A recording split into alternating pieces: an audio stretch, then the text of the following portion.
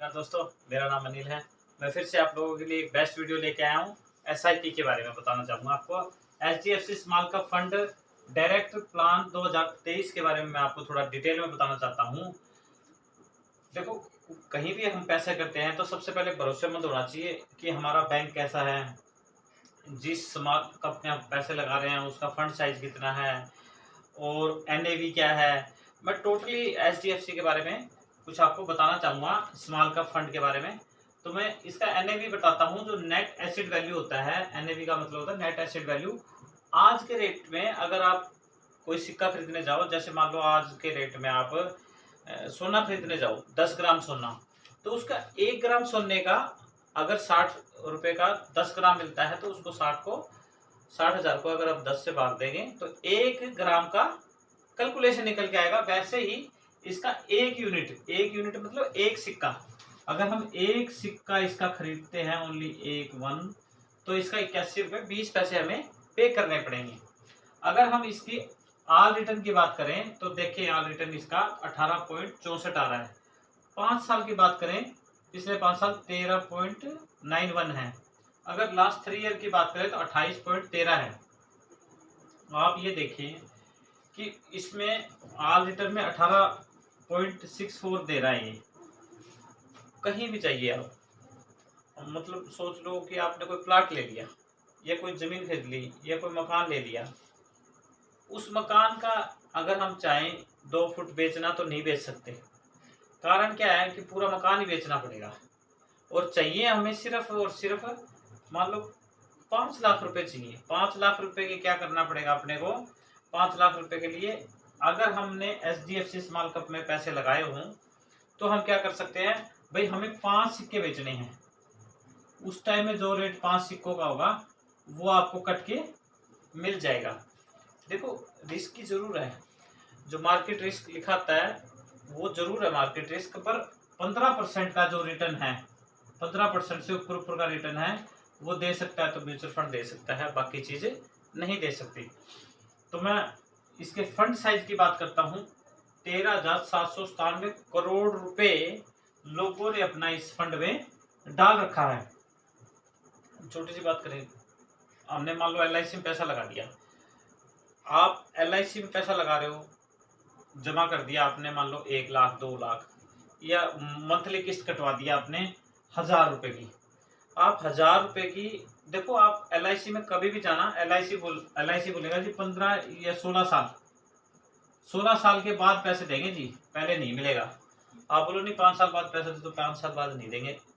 जो एलआईसी होती है मोस्टली 16 के करीब करीब ही हमें मिलती है। जिन भाइयों ने करवा रखा है वो देख सकते हैं, उन डॉक्यूमेंट्स निकाल के 16 साल मिलेंगे उसमें। वैसे ही आरडी एफडी हमने करा दी, वो क्या होती है, वो हमें जब चाहिए होती है, जब हम उसको क्रैश कर सकते हैं, ले सकते हैं।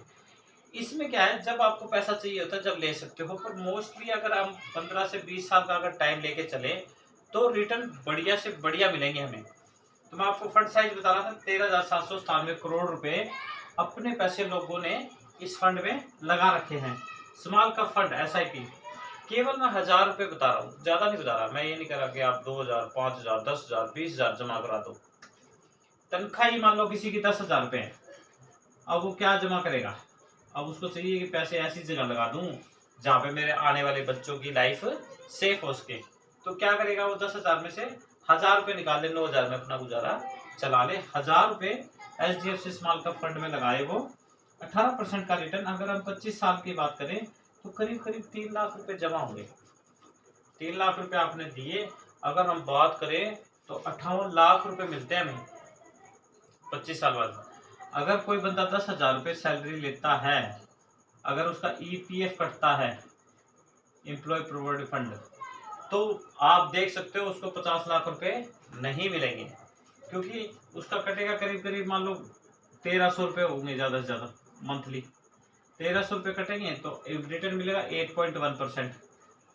तो ये तो कटना जरूरी है, क्योंकि एम्प्लॉय है उसका फंड तो कटे कटेगा। अगर बड़ी संस्था में काम करता है किसी में, तो उसका ये फंड कटे कटेगा। मान लो आरडी एफडी पीपीएफ ईपीएफ कहीं भी हमने पैसा लगाया, तो सिर्फ 5% से लेके आप मान के चलो 8.1% तक का ही रिटर्न मिलता है।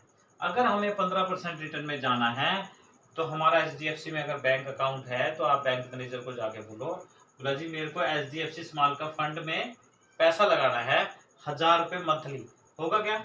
मान लो आपने 10 तारीख दे दी, 10 तारीख को पैसा कट गया आपका, नेक्स्ट डेट में आपको पास पैसे नहीं हैं तो कोई पेनल्टी नहीं लगेगी आपके ऊपर, कोई पेनल्टी नहीं लगेगी, ना ही आपको कोई जुर्माना देना पड़ेगा, ना ही आपको बैंक से फोन आएगा, ठीक है।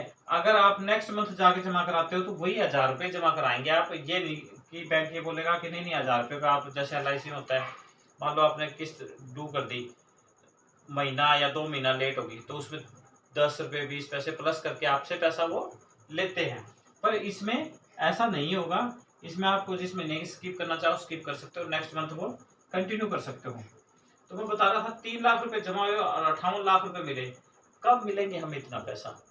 केवल और केवल 1000 रुपये लगा के अगर हमारी किस्मत चेंज हो कर सकते हैं तो क्यों ना हम 1000 रुपये ऐसी जगह पे लगाएं जहाँ पे हमें 15% का रिटर्न मिल सके, ना कि ऐसी जगह पे जहाँ पे 5%, 6% या 7%। आप LIC वाले से पूछ सकते हो कि क्योंकि एजेंट का भी होता है और नेक्स्ट कंपनी का भी होता है, इसमें क्या होता है डायरेक्ट आप फंड वो खरीद सकते हो। अब मैं इसके बारे में बताऊंगा कि ये जो 250 कंपनियों में अपना पैसा लगाते हैं, स्मॉल छोटी छोटी कंपनियों में 250 कंपनियों में अपना पैसा लगाया और वो फंड में अगर वो फंड पैसा लगा दिया HDFC वालों ने अपना, और अगर ये 250 कंपनी ठीक से अपना काम नहीं करती तो ये क्या करते हैं उस कंपनी में से एक कंपनी निकाल देते हैं, नेक्स्ट कंपनी अपने अंदर ऐड कर लेते हैं, अपना ग्राफ कभी भी HDFC खराब नहीं करेगा। तो मैं नेक्स्ट SIP के बारे में मैं बेस्ट बताने की कोशिश करूंगा।